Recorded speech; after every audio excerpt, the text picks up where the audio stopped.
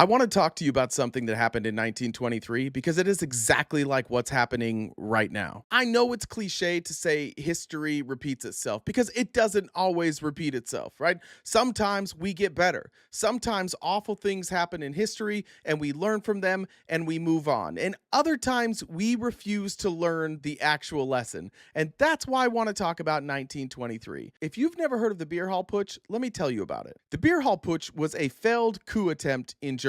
See, Germany was struggling and Germany was coming out of World War I, something that had decimated their economy. And many people in Germany were still struggling because of one, the massive amount of debt that was incurred by the Germans that they had to repay, but also because economies take a while to recover. Hyperinflation and unemployment were at near all-time highs in Germany. And coming out of the Germans' Workers' Party, a man named Adolf Hitler emerged as the leader. Adolf Hitler was a skilled orator. Adolf Hitler spoke to the working class, and perhaps most importantly, Adolf Hitler talked about Germany, the country, and the greatness of Germany, and his perceived antithesis of greatness, Marxism. Hitler and his party believed that the only real cure to get Marxism out of their country was strong authoritarian leadership. They made audacious claims like, if you trust me, we will be so strong that we will restore Germany to its once great state.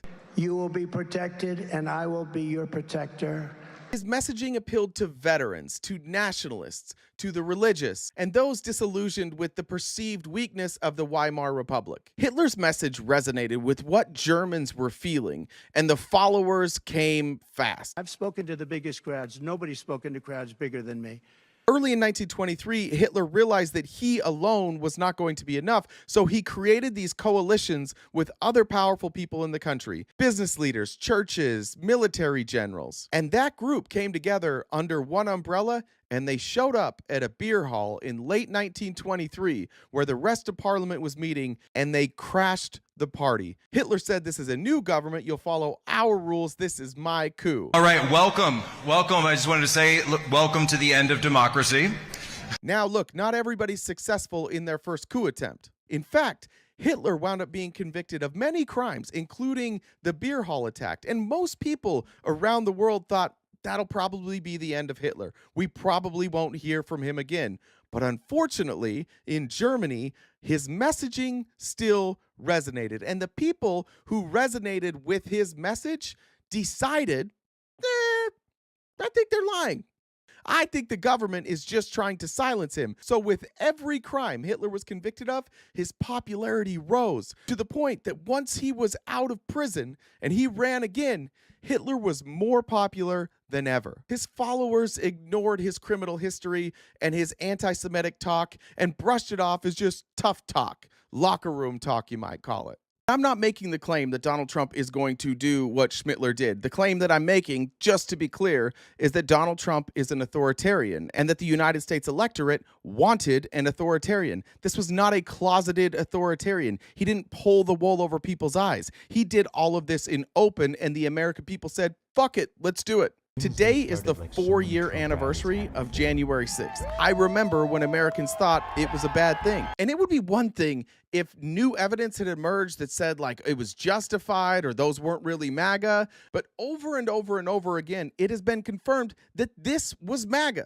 As of today, 1,583 individuals have been charged with crimes on January 6th. 1,250 of them have either been convicted or they pled guilty. And 650 people have received prison sentences. Multiple members of the Proud Boys were convicted of seditious conspiracy after one of their friends flipped on them and pled guilty. Hundreds of folks who pled guilty or were convicted apologized for their act and said that they were there on behalf of Donald Trump because they believed the lie that the election had been stolen from him. And yet, on the anniversary of January 6th, people like Mike Collins are rewriting history right in front of our eyes. He's in Congress. He is a representative from Georgia, and he wrote this on hashtag This Day in History in 2021.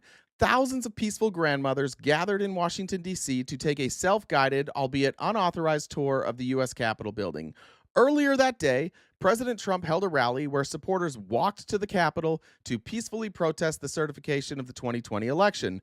During this time, some individuals entered the Capitol, took photos, and explored the building before leaving.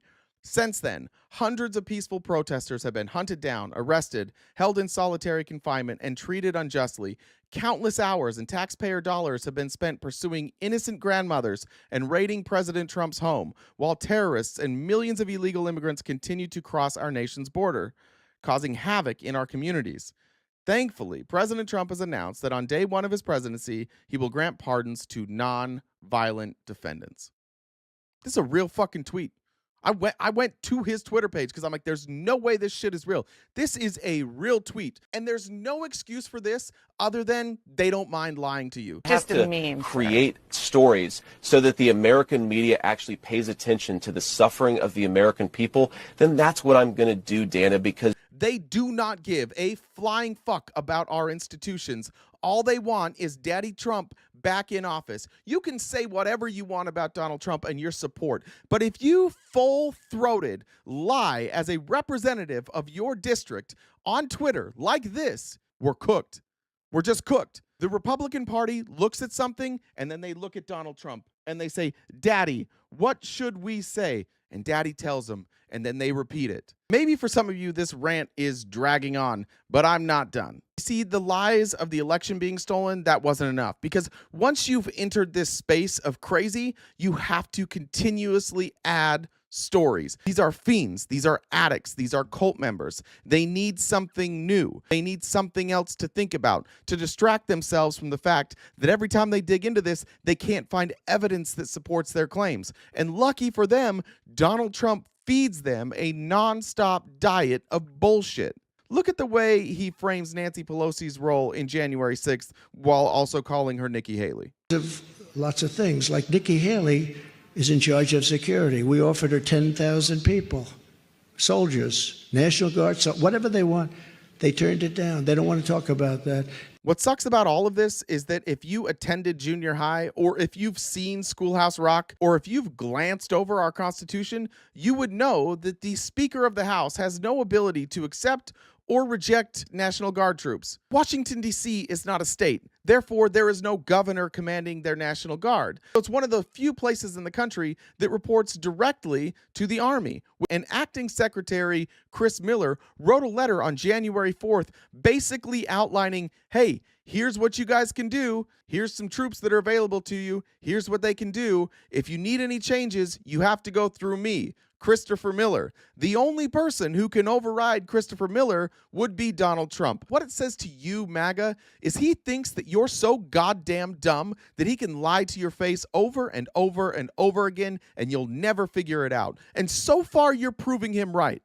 And don't get mad at me when I say you're in a cult. If it looks like a cult, if it acts like a cult, if it smells like a cult, if it barks like a cult, it's probably a cult. We would never be this defensive of Donald Trump if you would not have forced us into this cult mentality.